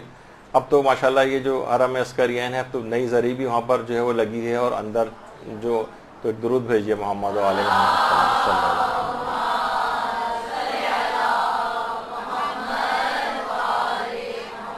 تو کہہ رہے ہیں میرے ایک تو ان دونوں ائمہ کے قبور کی زیارت کے لیے بھی تھا ارادہ, اور حرم سید محمد جہاں وہ قربانی وغیرہ بکرے کی جاتی ہے وہاں عام طور پر دیکھیے اب اس نام لحاظ سے وہ ان کا نام مشہور ہو رہا ہے.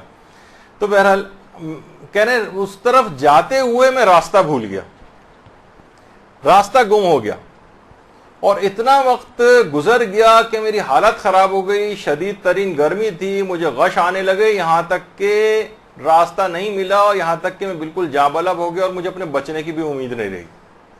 آیت اللہ مرشی نجفی فرماتے زندگی سے مایوس ہو گیا, اب واقعہ تفصیلی ہے، میں اس کو مختصر کرتے ہوئے کہہ رہا ہوں کہ پھر اس کے بعد اچانک سے امام زمانہ علیہ الصلوۃ والسلام سے توسل کے بعد اللہم صلی علی محمد وعلی امام زمانہ سے ملاقات ہوئی، امام نے ان کو راہ بھی بتائی اور کچھ خاص تاکیدات کی. وہ تاکیدات جو کتاب ہے قبسات، جو سید عادل علوی جو خود ان کے شاگردوں میں سے رہے ہیں، انہوں نے باقاعدہ اس کے اندر اس کو جمع کیا ہے، قبسات کو.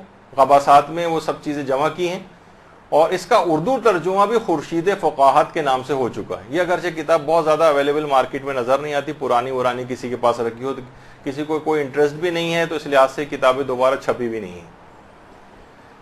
تو بہرحال، اور اس کے علاوہ منتخبات ابن العلم میں اور منتقم حقیقی وغیرہ کتابوں میں بھی ان تمام تاکیدات کا جو آقا مرشی کو کی تھیں اس میں اس کا تذکرہ. فرماتے ہیں کہ امام زمانہ علیہ السلام نے خاص طور پر مجھے تلاوت قرآن کرنے کی نصیحت کی، کہا کہ تلاوت قرآن کو لازمی کرو.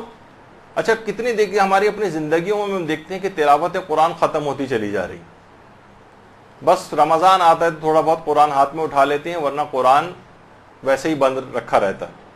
بلکہ کہیں میں لطیفہ بھی پڑھ رہا تھا کہ کوئی دادی اماں اپنے پیسے جو قرآن کے اندر چھپا کے رکھ رہی تھیں، تو کہا کہ دادی اماں یہ کہاں آپ رکھ رہی ہیں؟ کہاں بیٹا مجھے یقین ہے کہ تم لوگ اس کتاب کو کبھی کم کھولو گے نہیں، اس وجہ سے محفوظ ترین جگہ یہی نظر آ رہی ہے.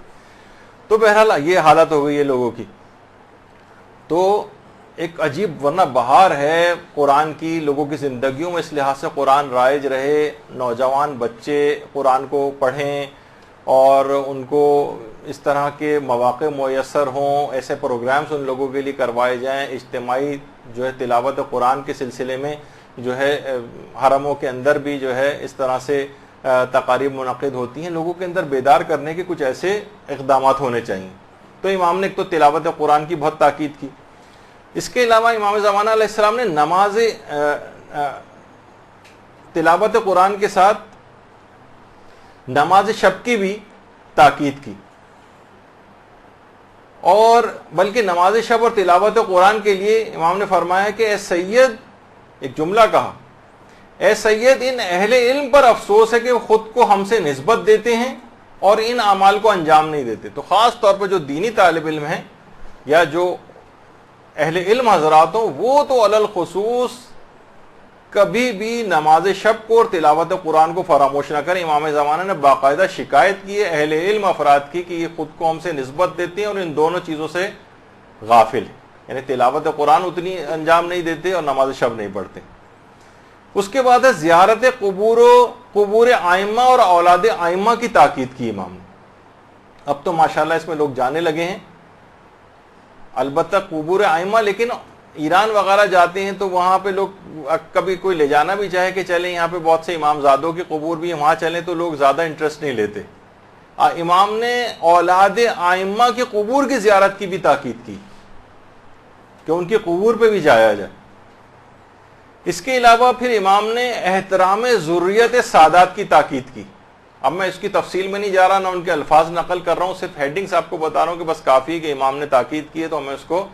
اچھا، اس میں بھی اب آج کل لوگ اس طور پر لے کے آنے لگے ہیں کہ ان کی لحاظ سے سادات کی فضیلت کا انکار، کہ بس یہ سادات دیکھی. ٹھیک ہے، یہ یقینی بات ہے کہ سادات کو بھی اپنی نسبت کا احترام کرنا چاہیے اور اپنے آپ کو حرام سے بچانا چاہیے، ان کی ذمہ داری زیادہ ہے، کیونکہ فضیلتوں کا حامل ہونا ذمہ داریوں کو کمی نہیں کرتا ہے.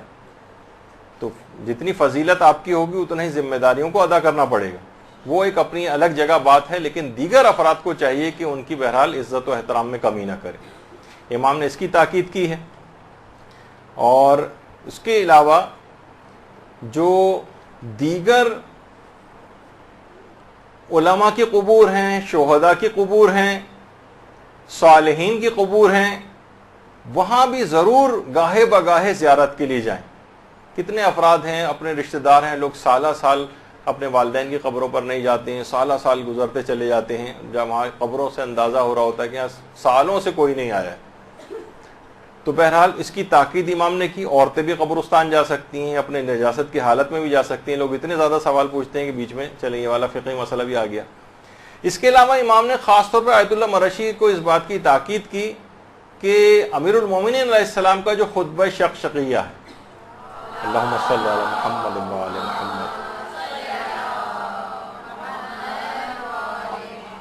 حضرت امیر کے اس خطبے کو حفظ کرنے کی تاکید کی، اور ایران میں باقاعدہ اس کے پروگرامز بھی ہوتے ہیں، خطبہ شقشقیہ باقاعدہ طالب علموں کے لیے، حتیٰ کہ استادوں تک کے لیے اس کا مقابلے ہوتے ہیں کہ جو بھی کرے گا اس کو اس میں انعامات بھی لکھے ہوتے ہیں، اسے زیارت کربلا کے لیے بھیجا جائے گا، مشہد کی زیارت کے لیے بھیجا جائے گا، اور مختلف جو ہے اس طرح کے ان کو انعامات، مقابلے کی فضا، تاکہ لوگوں کے اندر، یہاں پہ بھی ہمارے جو مدرسے کے مسئولین ہیں، میں بہرحال ان سے یہی درخواست کروں گا کہ بچوں میں اس طرح کی چیزیں، کہ خود حضرت حجت نے باقاعدہ کہا کہ خطبہ شقشقیہ جو ہے اس کا جو متن عربی والا ہے اس کا ترجمے کے ساتھ اس کو جو ہے حفظ کریں، تو ایک اس کی تاکید کی۔ اس کے علاوہ حضرت حجت نے خطبہ حضرت زینب سلام اللہ علیہ کے حفظ کی تاکید کی ہے جو دربار میں دیا تھا، اللہم صلی علی محمد۔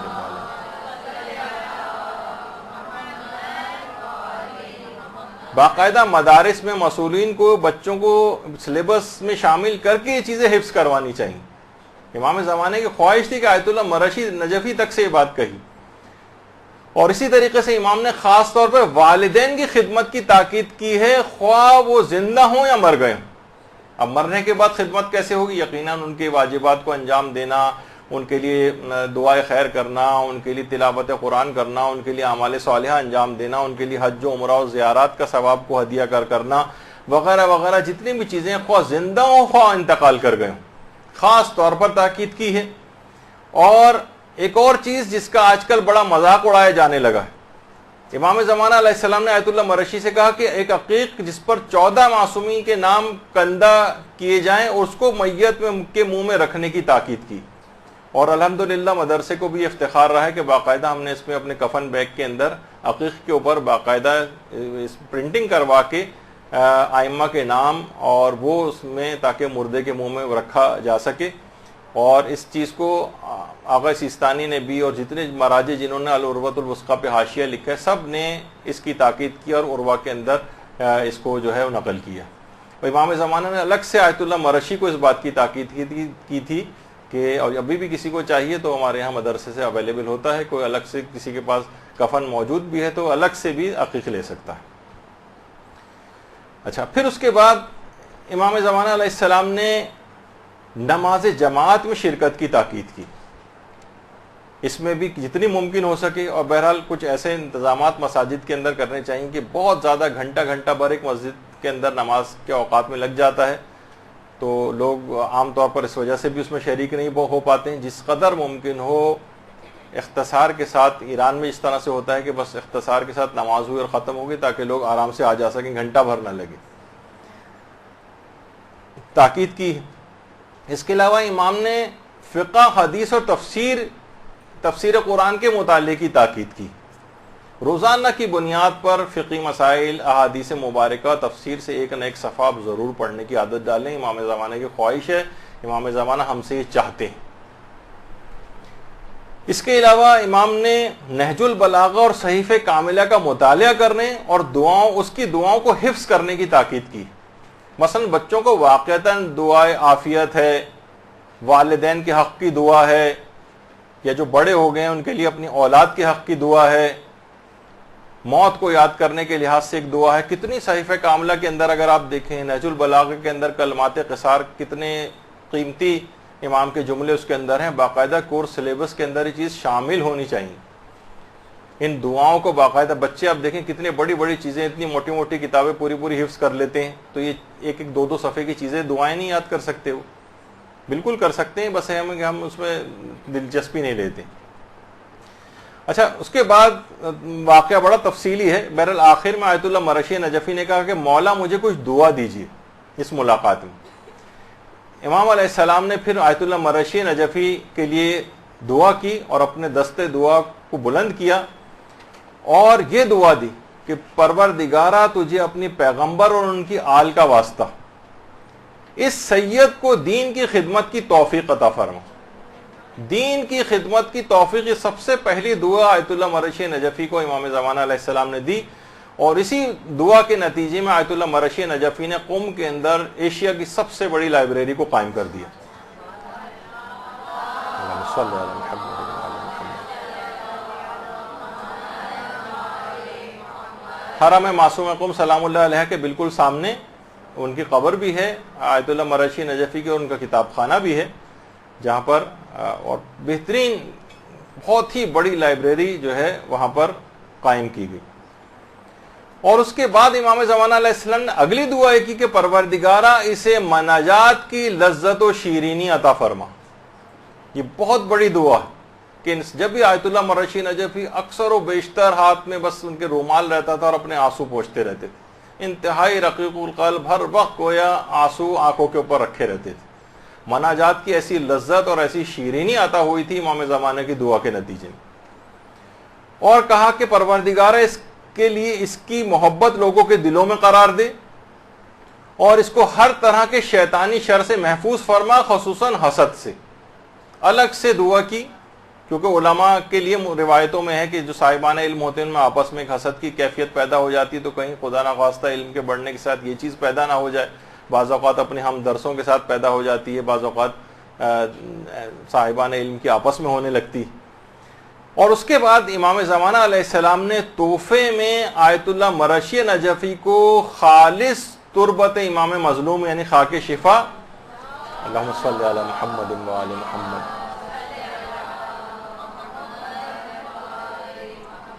ایسی خالص تربت امام مظلوم دی کہ جس کے ساتھ کوئی اور خاک مخلوط نہیں تھی, بالکل خالص. آیت اللہ مرشی نجفی پوری عمر جب تک زندہ رہے اس خاک شفا کو اپنے جسم کے ساتھ لگا کر رکھتے تھے اور وصیت کر کے گئے تھے مرنے کے بعد میری قبر میں اس خاک شفا کو ڈالا جائے. آیت اللہ مرشی نجفی جس وقت قبر میں لٹایا گیا تھا ان کو اس کے بعد وہ خاک شفا ان کے چہرے کے سامنے اور ان کے گال کے نیچے اس خاک شفا کو رکھا گیا تھا. اور آیت اللہ مرشی نجفی نے صرف امام مظلوم کی نہیں بلکہ جتنے بھی ائمہ اطہار تھے ان سب کی قبور کی مٹی اپنی پوری زندگی میں مختلف کاوشیں کر کے جمع کی تھی. اور اس کے علاوہ آیت اللہ مرشی نجفی کو امام زمانہ علیہ السلام نے ایک عقیق کی انگوٹھی بھی تحفے میں دی تھی. اللہم صلی علی محمد وعلی محمد. آیت اللہ مرشی نجفی اس عقیق کی انگوٹھی کو بھی ہمیشہ اپنے ساتھ رکھتے تھے اور کہتے تھے میں نے اس عقیق میں بہت ہی زیادہ آثار بزرگی اور کرامات کو مشاہدہ کیا. اچھا, اب آج کل ایک اور بھی چیز ہو گئی, پھر آپ کو جگہ جگہ میں ان چیزوں سے آگاہ کرتا جاتا ہوں کہ عقیق کے خلاف بھی ایک کیمپین شروع ہوئی ہے کہ یہ پتھر ہے, یہ کہ لوگ اپنی زندگیوں پہ سوچتے ہیں کہ بڑا اثر انداز ہوتا ہے اور جو ہے یہ فضول لوگوں نے پہننا شروع کر دیا ہے اور اپنے حاجت روائی سے کرنے لگے بغیر جبکہ کسی کی نیت نہیں ہوتی ہے, کیونکہ حکم ہے اس کا اور اس کی خود خاص ان سے فوائد حاصل ہوتے ہیں. نماز کے دوران جب اس کو پہننے کا حکم ہے تو اس کے خلاف بھی ایک چیز دیکھیں, امام اس کی اہمیت کے پیش نظر امام نے وہ عقیق کی انگوٹھی تحفے میں دی تھی اور خود آقا مرشی کہتے ہیں میں نے بہت آثار بزرگی اور اس میں کرامات مشاہدہ کی ہیں اس عقیق میں. تو اس لحاظ سے امام کی ان تمام جو آقا مرشی کو کی وصیتیں, اس کے علاوہ بھی ائمہ کی مختلف توقیات کے اندر بھی بہت ساری وصیتیں, خاص طور پر امام زمانہ علیہ السلام جو ہیں وہ نمازوں کو اول وقت میں پڑھنے کی بہت تاکید کی ہے اور فجر کی نماز کے لیے خاص طور پر اس شخص کو ملعون قرار دیا جو اتنی تاخیر کر دے کہ جس میں روشنی نمودار ہو جائے اور آسمان کے تارے جو ہے وہ غروب ہو جائیں یا نظر نہ آئیں. تو بہرحال آسمان سے تارے اس طرح سے اگر غائب ہو جائیں تو نمازوں کو اول اوقات میں پڑھنے کی بہت تاکید کی ہے. اور اس کے علاوہ امام زمانہ علیہ السلام خمس دینے کی بھی تاکید کرتے ہیں بلکہ رہنمائی تک لوگوں کی ہے, کیونکہ دیکھیے اس کے اندر خود آپ کا فائدہ ہے, امام کا فائدہ نہیں. خود امام نے ایک موقع پہ کہا بھی ہے بلکہ کہ ہم تم لوگوں کے بھیجے ہوئے اموال کو صرف اس لیے قبول کرتے ہیں تاکہ تم لوگ پاک ہو جاؤ, تاکہ تم لوگ پاک ہو جاؤ. جو چاہے ہمارے پاس اپنے اموال بھیجے, جو چاہے نہ بھیجے, جو کچھ ہمارے پاس بھیجتے اس سے ہمارے پاس اس سے کہیں بہتر ہے جو اللہ نے ہم کو عطا کیا. تو یہ نہیں سوچیں کہ امام کے پاس بھیجنے سے یا ان کے نائبین مراجع کے پاس بھیجنے سے آپ نے بہت بڑا کوئی احسان کر دیا ہے ان کے اوپر. خود ہمارے اموال پاک ہوتے. امام باقاعدہ رہنمائی تک کرتے. کتنے واقعات ملتے ہیں, آیت اللہ بہجت کے فرزند علی بہجت جو ان کی اس برابر میں بیٹھے ہوئے ہیں، انہوں نے خود ایک واقعہ نقل کیا ہے. کہہ رہے میرے والد کے انتقال سے سال بھر پہلے ایک فون میرے پاس آیا اویسی نام کا، اویسی، اور اس نے فون کیا اور کہا کہ ڈینمارک سے ایک شخص ہے جو کہ آغا بہجت سے ملاقات کرنا چاہتا ہے. انہوں نے کہا بھائی ملاقات تو آغا بہجت کرتے ہی نہیں، عام طور پر ممکن نہیں ملاقات. کہا کہ نہیں، وہ کچھ شرعی رقوم ان کو دینا چاہتا ہے. تو انہوں نے کہا کہ شرعی رقوم دینا چاہتا ہے تو ٹھیک ہے، بینک کے ذریعے بھیج دے. کہا کہ نہیں، وہ اپنے ہاتھ سے آغا بہجت کو دینا چاہتا ہے اور اس بات میں ایک راز ہے. بہرحال اس نے بڑا اصرار کیا.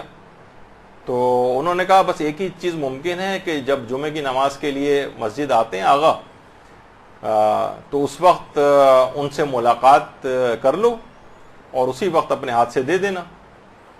تو کہہ رہے ہیں کہ آیت اللہ بہجت کے بیٹے علی جو ہیں وہ فرماتے ہیں کہ جب وہ شخص آیا تو دیکھا کہ 50 سال کا ایک عراقی شخص تھا.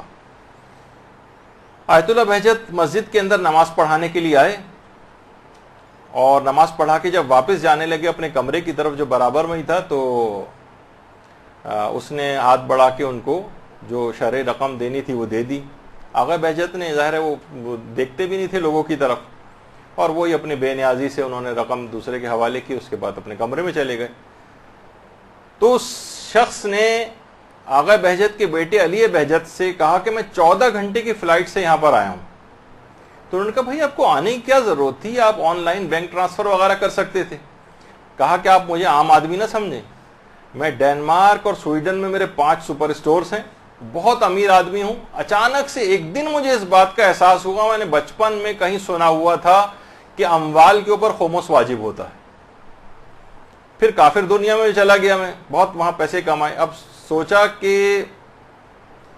کہ مجھے اپنے مال سے خمس ادا کرنا چاہیے، لیکن میں کسے دوں. بہرحال زمانے کے امام کی محبت بھی میرے دل میں تھی، اتنی زیادہ اس کی معلومات نہیں تھی، تقلید وغیرہ بھی نہیں کرتا تھا. اس نے امام زمانہ علیہ السلام کو پکارا اور کہا کہ مولا مجھے اپنے مالی واجبات میں سے خمس ادا کرنا ہے، آپ میری رہنمائی کریں کہ میں یہ پیسے کس کو دوں. اچھا کہنے لگا 2 مہینے اسی طرح سے گزر گئے اور امام کی طرف سے کوئی ایسی بات نہیں سامنے آئی، یہاں تک کہ میرا دل بہت بھر آیا، میں بہت پھوٹ پھوٹ کر رویا کہ مولا آپ نے اس کافر ملک میں مجھے تنہا چھوڑ دیا، آپ کیوں میری رہنمائی نہیں کرتے. کہہ رہے اچانک سے بہت واضح آواز میں نے ایک آواز سنی بہت واضح طور پر، اور کہا کہ اسے ہمارے نائب تقی بہجت تک پہنچا دو. اللہم صلی علی محمد. وہ فرماتے ہیں کہ اس شخص نے کہا کہ میں اس نام سے واقف ہی نہیں تھا، میں تقلیدی کو نہیں جانتا تھا، تقی بہجت کون ہے میں واقف نہیں تھا. بہرحال میں نے لوگوں سے پوچھا تو معلوم ہی چلا کہ ایران میں ایک مجتہد ہے جن کا نام تقی بہجت. تو اس لحاظ سے میں یہاں پر آیا ہوں کہ امام زمانہ نے خمس دینے کے لیے ان تک پہنچانے کی تاکید کی. تو بہرحال لوگ اب اس طرح، یہ تو ایک اس طور پہ بات تھی، لوگ اس سے کوئی سوء استفادہ نہ کریں کہ ٹھیک ہے ہم کوئی عمل کر کے کس تک خمس پہنچائیں، جب تک ہمیں کوئی نہیں ہوگا تب تک ہم کسی کو نہیں دیں گے. وہ تو اپنے شرعی وظیفے پہ ہمیں عمل کرنا ہے کہ اپنے مرض تقلید تک پہنچانا ہے. لیکن اس میں بات بتانے کی تھی کہ واقعتاً اگر کوئی شخص تڑپ رکھتا ہو اور امام زمانہ کو کسی بھی جگہ پکارے، خواہ کسی کافر ملک میں پکارے، خواہ اتنی معلومات رکھنے والا آدمی بھی نہ ہو، خواہ وہ تقلید بھی نہ کرتا ہو، تب بھی امام زمانہ اس کی تڑپ کو دیکھتے ہوئے اس سے ملاقات کرتے ہیں، اس کی رہنمائی کر دیتے ہیں.